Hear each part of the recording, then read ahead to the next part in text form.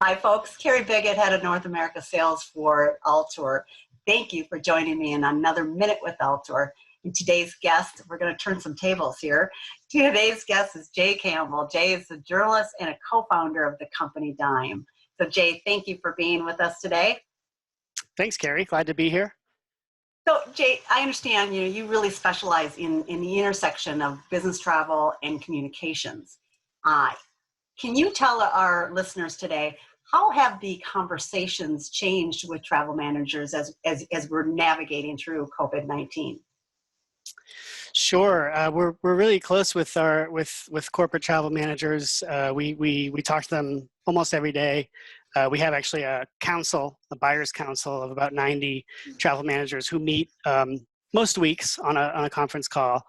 And it's been interesting watching kind of the evolution of the topics that are on their minds.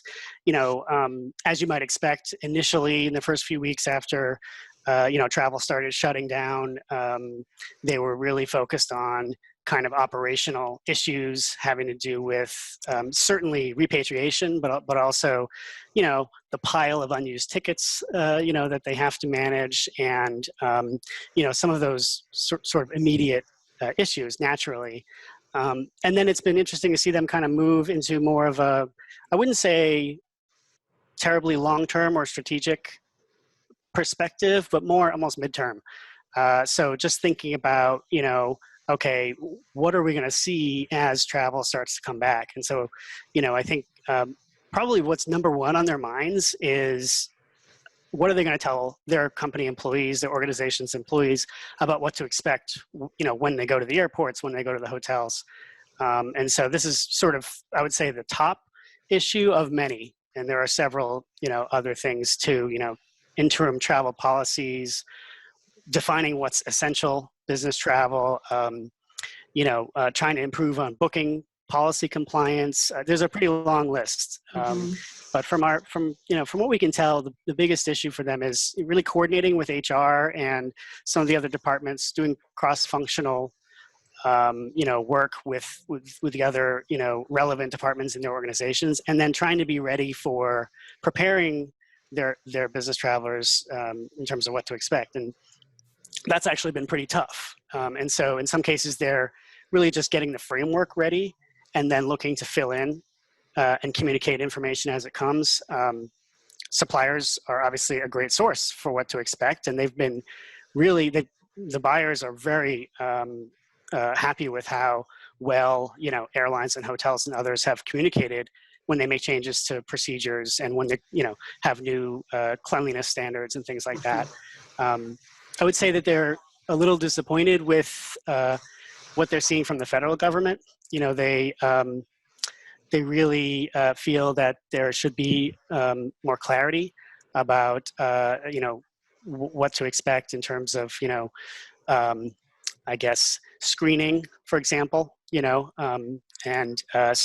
there's just been a little bit of a patchwork response. And, there's concern that medical professionals, health experts are not getting their message, out to the public in a clear way. So definitely some concern on that, but they've been very happy with what they see from their travel partners.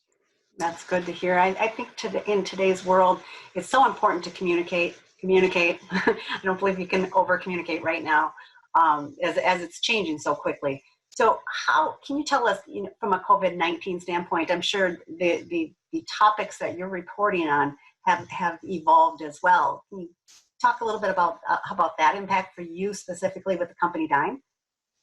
Yeah, absolutely. Well, it was, I could remember sort of this process of about 4 or 5 business days where we sort of have our list of, news analysis or feature articles that we, plan to explore. And then we always fill in with breaking news, so things that are developing that are pretty kind of quick hits. And, it took a few days to kind of let it sink in that really everything is going to be about this. We actually took a little grief because, we wrote about a particular TMC having layoffs, and it was really early in sort of the crisis, and some people are saying, like, this isn't, positive news, and so it's not really our job to do the positive, it's, I think same with the public officials, what people need is clear and, factual information. I mean, we have a separate section for, opinion and commentary. So it took us, like, I think a lot of us, a few days, maybe a week or week and a half to kind of like let it sink in that those stories that we had planned are really on the back burner now.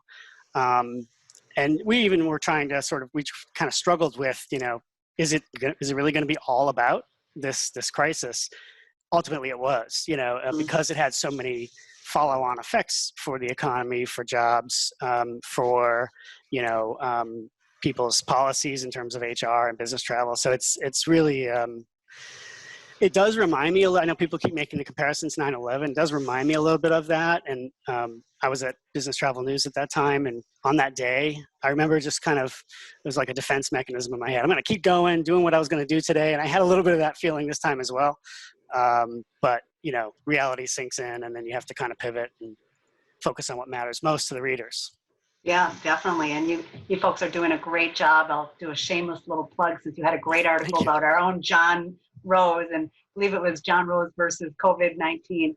And it was a really great article. So thank you for that.